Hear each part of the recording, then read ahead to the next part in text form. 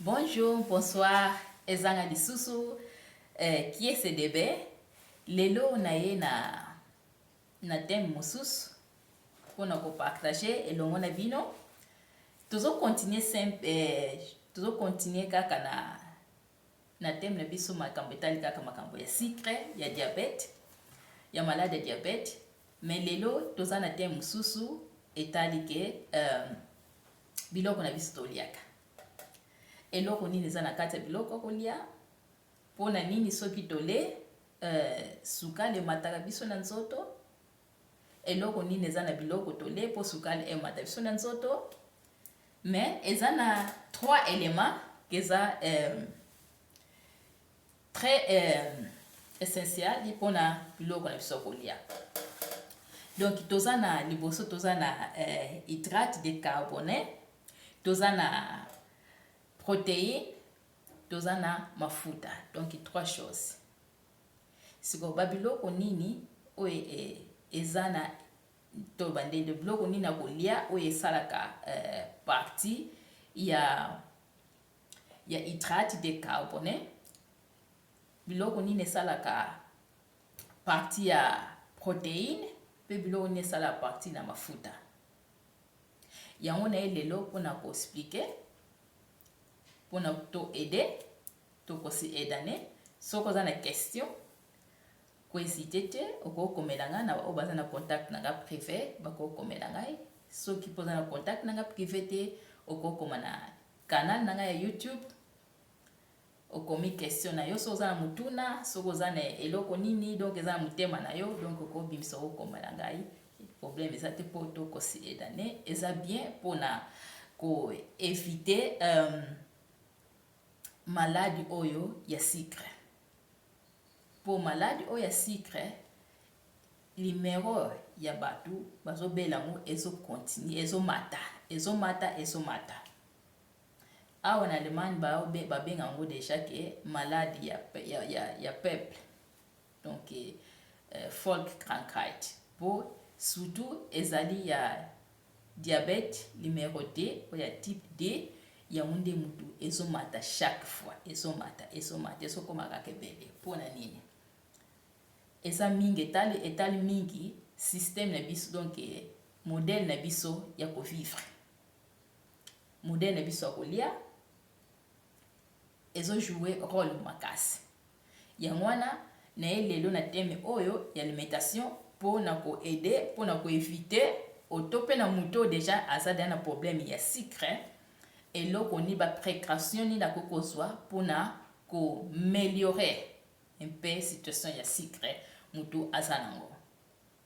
So tokende liboso na nini oyo na biloko nini esalaka partie ya hydrate de carbone. Donc toloba ezali ke mapa toliaka bambala sukali bitabe ba manioko fufu na biso toliaka spaghetti à part ça nini babenga nini mbala ya sukali fo ya sina lobi limbisa mamuki eloko mususu. Donc esaba biloko bwendeti banyame oyo ezali na farine. Donc na awa bambala oyo ya normal ba pomme de terre betabe manioko sina lobi pe etabe. Donc to ba fruit o etali nyonso ba fruit nyonso esalaka partie ya hydrate de carbone. Donc à part ba fruit donc toza ba biloko ndia lobi ke ezapende ti ba couscous nyonso esalaka partie ba madesu pe esalaka partie. Mais madesu esalaka partie ya hydrate de carbone te, mais eza pe na protéine wana pe eza très bien po sikoyo toyeba ke soki tole eloko nini eza na kati sukali. Siko na babiloko kolia oyo biso toliaka so tole babiloko oyo etali ke ezali na hydrate de carbone yango mutematisa biso sukali. Mais siko ko oloba ke bon sikoyo KSDB ayebisi biso ke babiloko eza na hydrate de carbone eza yango nde mata biso sukali sikoyo tokolia ni yango sikoyo babiloko na biso mpe epesa biso mpe poa epesa biso mpe énergie na nzoto sikoyo tokolia ni totika yango nani te eza nécessaire tolia yango mais sikoyo fo koyeba nakoexplike na video mosusu na nsima eloko nini elingi kolakisa hydrate de carbone mpona koyeba tozala mwa mayele toyeba sikoyo na ndeni tokoki kolia mais eza interdit te sikoyo toza mpe apart na hydrate de carbone toza mpe na protéine mpe toza nango mposa na nzoto eloko nini esalaka babiloko nini ya kolia esalaka partie ya protéine toza par exemple na bamiliki toza na quark nde babenga na dutch nayebi te na nini so nalingi aza nini tozali mpe apart ça na nini na biso na baformage mamades mpe nde nalobaki tozali mpe na maki eza très bien eza kaka na protéine te mais eza mpe na mafuta eza eloko très bien biloko kolia donc toza mpe na quaker mwitu eza très bien donc après mpe donc toloba yango ya part ça donc toza mpe na bamisuni ndeti basoso toza mpe na bangombe toza na bathomson na biso donc nyonso bakota ya poisson ezali nyonso ya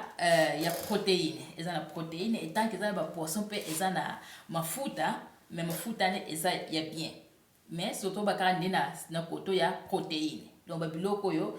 yango après mpe nameki kolakisa awa yango eza na protéine sikoyo toke na mafuta toza par exemple na bamanteka na biso totiaka eza manteka tobengana awa na Deutschland eza buta auto margarine nyonso ezali fete donc baba huile nyonso totilizaka ezali nyonso eza mafuta donc huile nyonso mafuta eza huile ya nino ya olive donc nyonso toutilize yango esalaka partie ya mafuta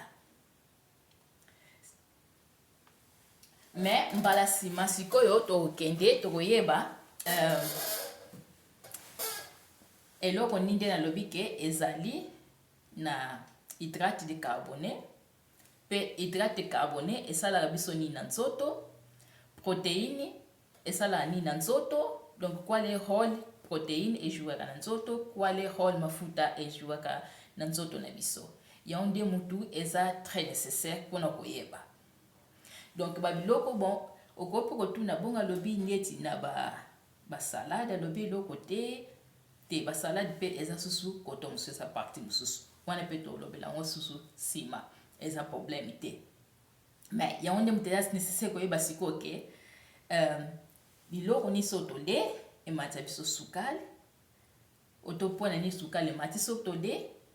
mpona nini olia eloko mosusu omoni ke sukali emati na kutu te ayo ndeyebi tosala eloko te nde toba par exemple na basalade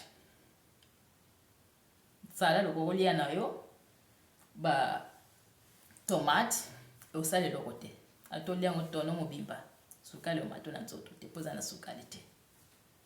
mais eloko nde eza nécessaire koyeba ezali hydrate de carbone yango nde moto ezala soki tole sukali emataka mais eza nécessaire ke tolia yango mpo koloba ke siko tolia nini tolia lisusu te yango biloko toliaka mimatisa biso sukali totika te eza très nécessaire mais na video ekoya na koloba mpona nini ke hydrate de carbone eza nécessaire mpona kolia mais eloko nde ilfo oyeba eza toyeba eza nécessaire quantité nini nakoki kolia mpe ya na condition nini eloko nini nakosala ke mpo na évite ke oreke nalia quantité monene soki olia mingi ekomatisa mpe sukali mingi bon na apart ça na hydrate de carbone eza na deux sortes moko ezali ke ya rapide moko eza mpe ya rapide te ematisa sukali rapide moko eza matisa sukali rapide te yango ke na video ekoya tokolobela yango nsima mpo toyeba ke eloko nini eza très nécessaire partage video oyo nzambe apambola bino apambola biso nyonso ate mbala nsima Ciao.